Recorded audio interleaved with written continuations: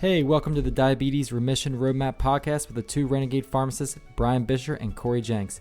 You are listening to this because you are a person with type 2 diabetes who is committed and driven to breaking free from this diagnosis and creating a real, meaningful change in your health and life.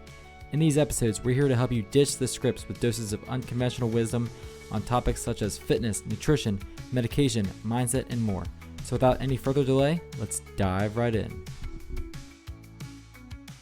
Welcome back to the Diabetes Remission Roadmap podcast. And today, Brian is joining me and a special guest. I think this is the first time Brian is here to interview a guest. So we're all grateful to have him here. But our guest today is Ty Gipson. He's the host of the podcast, No Options with Ty Gipson. He is also a speaker and mindset advocate whose message is built around one core principle: there are no options when it comes to doing what it takes. After facing life-altering challenges that forced him to either grow or die, Ty learned firsthand that progress comes from discipline, ownership, and action, not excuses. Today, he speaks to leaders, athletes, and everyday people about mental toughness, resilience, and choosing to grow when you have no options. Folks, this is going to be a special one. Ty, thanks so much for joining us. And I'm excited to be here. Thanks for having me on. I'm excited to talk to your group. All right. Well, so this is normally a podcast where we talk about type 2 diabetes, and your story actually involves type 1 diabetes, but I think your path and your approach to mindset is going to be so valuable for our listeners. So would you mind sharing? You're here today, and it feels like a miracle. So fill us in on how you've gotten here today. Yeah, well, again, thank you guys for having me on. And you're right. I mean, type 1, type 2, at the end of the day, we got to have a positive mind, right? We got to have a mind in the right place to get through these things. But my story goes back from way back, and I'm going to age myself a little bit here because in the late 70s, I was diagnosed with type 1 diabetes. As we know, the technology back then was a little bit different. Struggled through that for a couple of years, and then it got I had such brittle diabetes that I had to they found a specialist. At the time, it was at Houston, Texas, where there was a specialist there, and they put me in the research floor, and they put me on a syringe. They were really researching a syringe pump that they were using for dialysis. For chemotherapy at the time. And they put insulin in it, and they put it on some of us to test to see about, instead of taking the shots, obviously getting insulin throughout the day. All right. And so it was really a pretty new technology. There were pumps before, but this was kind of the new age of the pumps coming forward. And so I did a lot of research with that. And don't get me wrong, it wasn't a perfect, everything wasn't perfect. We had a lot of challenges and back and forth, but we got through it. And but I was raised though in a fact where my dad was one of those that kind of said, "Hey, dust off, everything will be okay. Put a Band-Aid on it, boy, you'll be all right," kind of thing. And at the time, being raised that way, I always thought, man, that's kind of it's kind of harsh, right, or kind of tough. But now I look back and I'm very thankful, because I think what he was putting me through and the way he was really raising me helped me for the path ahead, because there led some, the path got really kind of pretty rocky throughout my in the medical world for my health for the next several years. But moving on though, I had this different pumps. I went from, that first pump was 1 pound 9 ounces, so it was like a brick. I mean, I had a brick on my side. It was massive, but I still played sports, and I was still a kid, right? I was still a boy and played all the sports and did all the things, and so they didn't treat me any different. My parents kind of kept me just thinking in that mindset, right? Just keep going.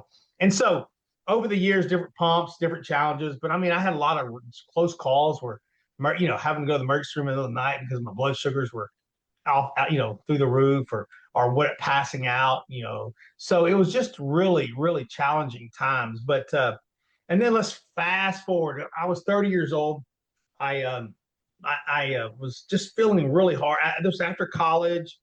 I was on my career and just extremely tired. So I went in, and the doctor said, "Hey, your kidneys are failing, Ty." And I said, "Good Lord," as much medical experience as I had, I just was tired of going through the doctors and the hospitals, and it just felt like it was all the time. So, but anyway, so we talked about it. He said, "You have such brittle diabetes, though." He said, "If we just get a kidney, you're just gonna continue to go through kidneys because of your brittle diabetes." He said, "But there is a doctor in Baltimore, Maryland, at the University of Maryland, that's doing a research, and they're doing kidney pancreas transplants." And he said, but here's the deal: we got to find out if you're a candidate for it. But he said, "I really believe that you would be." So we flew out to Baltimore, did the test, and sure enough, I was a candidate for this surgery. Now, as you guys know, I can receive a kidney from a living donor, but a pancreas comes from a deceased donor. So my mother at the time was 60 years old, and she said, "Ty," she said, if I can give you a kidney, I want to do it. God gave us two, and I think one of them's yours, right? So if all works out, I want to do that." So we went through testing with her. Come to find out, she was a match for me, which was great, and I was very thankful of that. But now we're on a waiting list.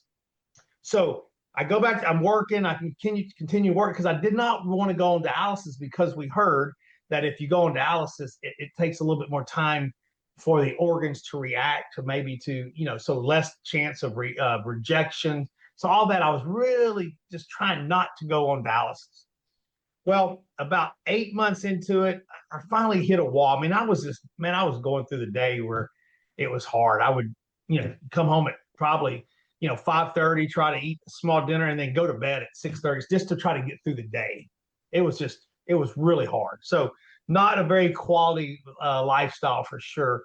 And then, so I went in, I finally hit a wall, and I said, I can't go anymore. So they put the stent in. I was getting ready for dialysis. Well, that Sunday night, Super Bowl Sunday, and it was like midnight. The phone rings, and it's a Baltimore area code, and I'm like, oh my God, so immediately I got really nervous. But here's one of the reasons I was really nervous. They had been 4 of these surgeries, and only 2 of them were successful. And so, I didn't know that night when I got the call. I didn't know. I left. I have a 6-year-old daughter, so I left that night not knowing really if I was going to come back to her, if I was going to. I didn't know what was going to happen. I mean, I had no idea, because they really didn't know.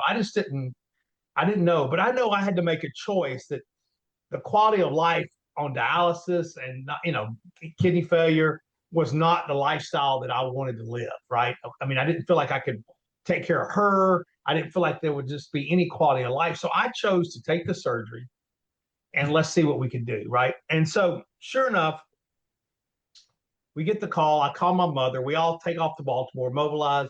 It's like the movies, right? Everybody's running, but then you just sit and wait. We get to the hospital, and I'm in the center operation room. They have the organ that they have here, and then they have my mother. And I want to say here, because this is always, someone donated an organ, and and I'm very, very, very thankful. I've never have gotten to meet the family, but I will say, in a tragedy for their family, but there was a small glimpse of hope, and it has saved my life. So I always say, I'm thankful, and I hope people, if there's questions about organ donation, please consider it, because it saves a lot of lives and changes a lot of things. But I also want to say through this, we all deal with stuff, and I want to encourage people on the other side of whatever wall we're looking at today, whatever whatever we woke up to today, whether it's relationships or it's something in the career, or it's just personal, whatever it is, there's hope on the other side. Because, man, because of that donor, and because I received that organ, after that surgery, I was able to open a business. I was able to get married. I was able to adopt my second daughter. And so, I'm very, very, very thankful for that. But I want to encourage people that whatever that wall looks like to you, on the other side of that, it's worth the fight, because there's hope, and there's a lot of great things ahead. But again, the surgery was successful. My mom was waiting for me when I came out of the recovery room. Um, and it was just, I felt better immediately, but it was a really hard year because I was on 65 pills a day. Yeah, we are I two mean, pharmacists, and that's probably a near record for The myself. I record. won't speak for Brian, but that is a It's a lot of record. medication to manage. that was the point right there. Trying to manage it was the challenging part. And you guys probably know better than me, though. A lot of anti-rejection meds, but then the other half, I think, were ones that were just the side effects to the anti-rejection meds and the other things that were going on. And so, um, uh, luckily now I'm down to about 30 pills a day, which is much better. Um, but I still take a lot of medication. But it was a really hard year just to manage that because think about it, your body's got two new organs, taking all these meds, trying to regulate your body. I mean, it was tough. But I'll tell you, after that, about that first year, I mean, it was amazing. It really was. It was just a great life. I mean, it was a way I hadn't felt in years because you think about it, 12, I mean, I was no longer a diabetic. Mhm. I mean, I had lived my life as a diabetic and now I'm living, I mean, my body is producing insulin. My pancreas now produces insulin, which was amazing. Um, so I mean, it was wonderful. Now I was on very strict dietary diet. There was a lot of, diets and things I had to watch and foods and that was a real a lifestyle change for me, but it was a very great life. I'll tell you that. For 12 years. Now, organs don't last forever, as you guys know. Mhm. For 12 years, I didn't have diabetes, and that was great. Now, my mother's kidney lasted me for 20 years. Wow. And so in 2019, end of 2019, my kidney started failing again. Quick pause for a second. Because if you're listening to this and thinking, okay, but how does this actually apply to me? We want you to know you don't have to figure that out alone. If you're on diabetes medications, your A1C is high, or even if it's in range, and you still don't feel good about where things are headed, we offer a free diabetes medication exit strategy call. We'll help you understand what's driving your blood sugar, what's realistic for reducing or stopping medications, and whether a real exit strategy makes sense for you. You can book it anytime. Link in the show notes. All right, let's get back to it. But I mentioned I had opened a business and I had 45 employees at this time. I mean, it had a great business that we've grown and was doing very well. And so I was immediately put on dialysis, which is what I never wanted to really go on. But I will tell you this: if you know somebody going through dialysis, man, I always say just say a quick prayer because when I Yeah. talk about hope, that's kind of a hopeless place Yeah, in a lot of ways. you're tethered to an appointment 3 days a week for several hours. You don't feel good before you go. You don't feel good right after. Feel worse. Brent and I have Yeah. seen countless people go through that experience, and so I think and you're not even done with your story. You have more. There's I'm I'm like, telling you, man, it gets better. It's getting better. Y'all just Okay. take. I'm sorry, I'm long-winded here, but the story gets Oh, it's better. okay. I promise. I'm gonna replay this from my 7-year-old. He forgot his homework today, and he was feeling pretty bad about himself. So I want to give him a little perspective later today. But please continue. I want to hear. Yeah, no, but it's such a hope because you're waiting on someone. Hope someone donates an organ that matches you. And if no one's ever been in a dialysis center, there's just these chairs, these recliner chairs, and you go in and get hooked up, and you go through. But there were several people while I was going there that I mean we got to be friends, right? And then I'll never forget a couple of days that I was going. A few of them didn't. There was one that didn't show up, and we finally found out that he didn't make it. So you're waiting on organs, or you're hoping your body can fight through the wait, kind of thing, right? So it's just a place that I always think about, and luckily I get to drive by it every day, and it always makes me really think about the people the people that work there are amazing, and the people. It's just a place that you always want to think about, right? So anyway, so I'm going through dialysis. My sister now has matched me to be my new kidney, right? So we're excited about that, and we're going through all the testing, and then right at the end, they come back and say something with the filtration of my sister's kidney would not allow us to do the transplant. So my wife had seen me just really declining very rapidly. And I would go 3 days a week from 4:30 in the morning to 9. And then I would go to my office and act like nothing was ever, nothing was wrong, right? Because a lot of my employees didn't even know I was going through this, because I had to come in and kind of, rally the troops and try to keep people going. But it goes back to what we talked about earlier. I was kind of raised where you just dust off and keep going. So I still kind of had that mentality, right? And then, so I'm going through that, and we're and one weekend we run down to my wife had an extended family reunion, and she said, we were there, and she knew I didn't really like to talk about my story, but she said, "Hey, do you mind, Ty, telling your story?" And I said, if they want to hear my problems, I guess I'll tell them my story, right? And so I tell the story, and on the way home that night, like 4 or 5 of them text me and said, "Hey, thanks for sharing. We're gonna sign up to be organ donors." Mm. And I thought, that was the moment where it kind of clicked and said, how selfish am I if I can simply tell my story and help others? And so that's where I kind of finally just started, what, I need to share this more. Mm-hmm. And that's kind of how this all started. But then, so again, my sister was lined up. Her kidneys ended up being not the ones that I was going to be able to get. And my wife says, "Hey, I'm going to go in and donate my kidney, even though I'm a different blood type, and to the bank, right? And then you receive a kidney, and it will move you up to the list," because she saw me really declining.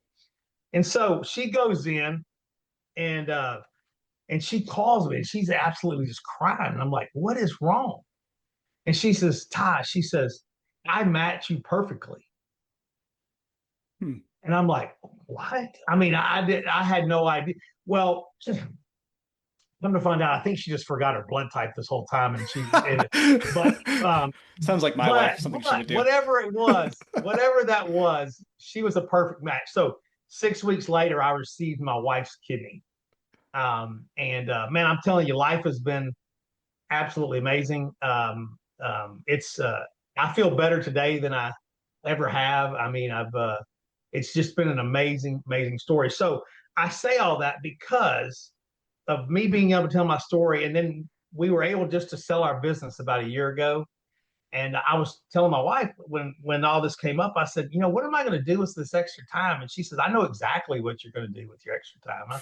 She said, "You remember you said that if I can, because I would always say different spills that I were in, be laying on this bed thinking about, am I going to make it through this?" And I always said, "Just get me through this and I'll do whatever I can do to help." And she said, "You need to go help."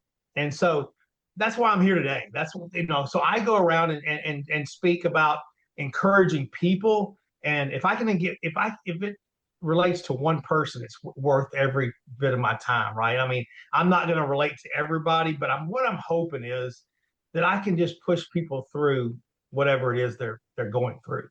Wow. Like, Brian and I have stood here speechless because your story, there were so many moments where it would have been easy to give up, to blame others, to ask why me, but you kept going. You kept trying. I want to joke that the biggest trial was overcoming your wife for getting her blood type, but that's something I can only relate to how my wife would do it. But I think you're gonna touch a lot of people today, because whether it's type 1, type 2, people are facing kidney problems. They're facing the prospect of, will I make it to another day? If you're in a dialysis center, yeah, that sort of attrition of who's going to make it to the next day. And what I mean, this is just such an appealing, your mindset's so appealing, because you might look at your dad and say, wow, well, that guy was kind of a jerk, but he was preparing you for this. Life is beautiful and it's great, but it's also can be really hard and tragic and unfair. Yeah, it absolutely can. It can. And, sometimes, Corey, people say, how'd you get through this? What'd you do? And I spent some time really thinking through kind of what did I go through? What was I thinking? And I hate the word positive thinking, because it's such just a blanket, what does that mean? Right. So my fear was I wanted to go talk about this, but I don't want to be a motivational speaker. I want to be I want someone to be able to take something away from this. And I always said it was just a positive mindset. Well, and I came up with 3 quick. I want to share this with you. Please do. The audience real quick. Yeah. Step 1, I always say, is grow or die. That's what we do, right? And when I say grow or die, I don't mean death. Death is death. I mean death is your dream, your purpose, your goals, um, whatever that looks like for you. And then number two is hope or despair, and that's how we think. Are we going to be hopeful, or are we going to be that victim? Right? Why me? Like you mentioned, why was I the one that got chose to have all these, the kidney problems or juvenile diabetes or or my tires were flat on my car. Why me? Why me? And think positive. That's how we think. And then humor or drama, and that's how we talk, right? Because we go around and we talk to people, we say things, and even talking to our internally, right? How are we telling ourselves? But how we talk and how we think and how we do. If you put those three in line, if you do those small steps and you think about those three steps, it will align your mind into be a positive thinker. And that's really how I think of it. And I got little post-it notes with this written on it all over the place because we're human. It still happens. It's not like you get over that finish line and you never have that problem again. We deal with them all the time. And so this is a great reminder to me. It's just, my grow or die. What's my why? My wife and my family and kids. That's why I'm fighting, right? That's why I want to, grow. And then our hope is again how we think. And then humor, drama is how we talk. And again, if we just think those three little steps, it'll force your mind to be positive. So I hope that those things help me a lot, and I hope it can help others just to kind of take smaller bites, because the old saying of that 1%. If we can just get 1% better each day, and and a lot of this stuff is scientific. I mean, in fact, I'm diving deep into this stuff right now as much as I can with the neuro, how the brain works. And there's a lot of studies out there that's showing how much positive thinking and the neural pathways and all that stuff that really make a difference in the way we think, and then how it affects what we do. So, but no, I hope something like that can help others, because it surely has helped me. Yeah, I see Brian over there. I think you're speaking. If there was a second language Brian speaks, it's mindset, positivity, and 1% gains. So Brian, I feel Oh, like that's awesome. you wanted to jump in there. Yeah, I just want to say thank you, Ty, for sharing such an intimate, personal story. It reminds me of so many people that I have encountered in my career, like in their 30s on dialysis, that just looked like they were, like you said, in despair, hopeless, and likely a lot of them did not make it. I mean, I know several people in their 30s that died, type 1 diabetes or just high blood pressure that Even type they, 2 diabetes. Yeah. even type 2, yeah, but Yeah. the just did not have the same mindset and approach that you did. Maybe not even the same luck too of finding kidney matches. And when you said your wife was going to donate, I have heard of like one kidney donation sparking like a cascade of just a crazy amount of like donations. So you can definitely do that. I heard that on a podcast one time. But yeah, there's so much I want to just dig into here. I learned something. I didn't really know they were doing pancreas transplants. So that's kind of funny. Did you know that, Corey? Yeah, They've done on the pancreas transplants? periphery. But regard, So yeah, that's very, very cool science happening. But yeah. Well, two. it's they've been doing it. They've been doing it, but I mean, I still get questions. I laugh. I was at several years after the surgery, I was at a conference speaking, and it was some doctors there, and they're like, "We've never even heard. Are you sure you had a pancreas?" I said, "I promise I had a I'm pancreas." telling you, I've never heard of Relatively someone new. getting a pancreas transplant.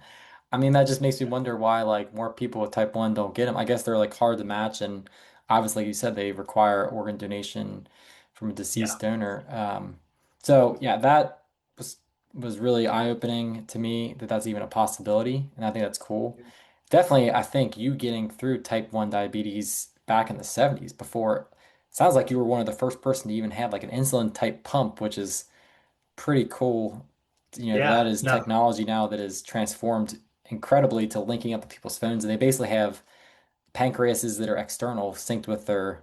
And maybe that's why it's not been explored more, because you look at the risk of a transplant surgery versus like now what's the technology we have available. It's just so much more advanced than when you we're going through this. They're like, well, let's just give him a pancreas because that's going to give him a better chance of living than Right. now we can sync your now it's probably just going to do it itself. Honestly, the technology is so advanced that like you have a monitor on you, then you have a insulin pump with you, and it's just like Yep. feedback and it's adjusting the insulin based on your blood sugar. So that's probably why we haven't heard of pancreas transplants now that we think about it. Uh, I want to fast forward back to what you said about the hope or humor or what's the Humor humor drama. or humor or drama? Drama. Yes, yes, humor or drama. Thank you. Can you give us an example of what that talk looks like? The humor, like what would something, how Yeah, I would you mean, frame something as humorous versus drama? well, the thing is, and I think that's with every day, right? And a lot of this is, I mentioned internal too. Sometimes you just got to say, you know what, I, and I'll do this a lot. I'll say, you know what, I'm lucky. In fact, I have a quote right here that this is kind of my uh, obstacles into opportunities. And a lot of times I look at it as in the humor way is I've got to say, you know what, I was given this to be able to do what I'm doing to help others. Or I just got it when I'm talking to myself, I'm saying, this is awesome. And it'd be something that most people go, what the heck is he saying? This is an opportunity now that I get to do, or I get to do it versus I have to do it kind of thing. And so I'm always just trying to rephrase it. But the main thing is where this really comes up is where in conversation, I I do this a lot. And in fact, my friends will tell me this, like, you make it sound like it's something that you're going to enjoy to do. Like, hey, I get to go back to Houston and I got to go see the doctors because I'm doing this, this, and this now. And they're like, what? But in my mind, I've got to talk through, and I get to talk like I'm able to do something versus I have to. I guess that's the easiest way to say it. But when you're talking it, again, it's that little bit that we positivity that we talk will help because it goes back to that you start talking it starts you get into that poor pitiful me. I have to go back to Houston. I'm having to do this, or I have to take shots every day. I have to take 30 pills a day. I find a way. I find a way and find the positivity. I get to take 30 pills a day because I get to be with my kids and I get to see my wife. And I'm here. Every day's a bonus day because I get to go, thank God for the medications that I get to take to stay alive. So I mean, it's just, and that's a long-winded answer, Brian, but it's just how I twist things into we get to, right? So Yeah, versus we have to. Yeah. And I I'm mean, definitely, honestly, I'm definitely on board with that. It sounds like you're that's gratitude in action right there. Absolutely. I preach this to people all the time. Parents like me, they're always saying, "Hey, I'm so busy." I'm like, just you're blessed. You're blessed. You have a lot of things you get to do with your kids. Yes, you're busy, but you're also very blessed if you have these because your problems, someone would love to have your problems. Someone would love That's to right. have, I mean, someone that has terrible health would love to have your problems. Someone That's would right. love to have my problems. So I know you're talking Corey's language here with humor. So, Corey, what did you want to say or ask? well, I think that you hit the nail on the head here. Is like you clearly recognize this gift that you were given, and you're taking every moment. You've built businesses. You're speaking to others. You're inspiring, and I just like what are we on this planet to do but to serve others? And I think you're Right. taking this opportunity. And you mentioned the term grow or die, and that makes me think that the tools for blood sugar, improving blood sugar, they're out there. The information is out there. You have had this incredible surgery that has given you new leases on life, and you've taken all of that and made the most of it. And Brian and I have seen this in our experience as pharmacists that you can give two people the same medicine, the same workout plan, the same diet plan, all the same tools, but their mindset will totally determine where they take it. And I'm going to get a little personal here, but I had a sister with type 1 diabetes. I say had because she passed away at 40 years old. She had every opportunity. She didn't have a transplant, but she was given a pump. She was given all of these tools, and she didn't have the grow mindset. And unfortunately, the complications led to her passing away at 40 years old. Mm. It's she, every individual is different. We all have our own challenges. And, but, but to those listening, the mind is a muscle that you have to flex. We talk about muscle for blood sugar, but you gotta work the mind out, and little things every day.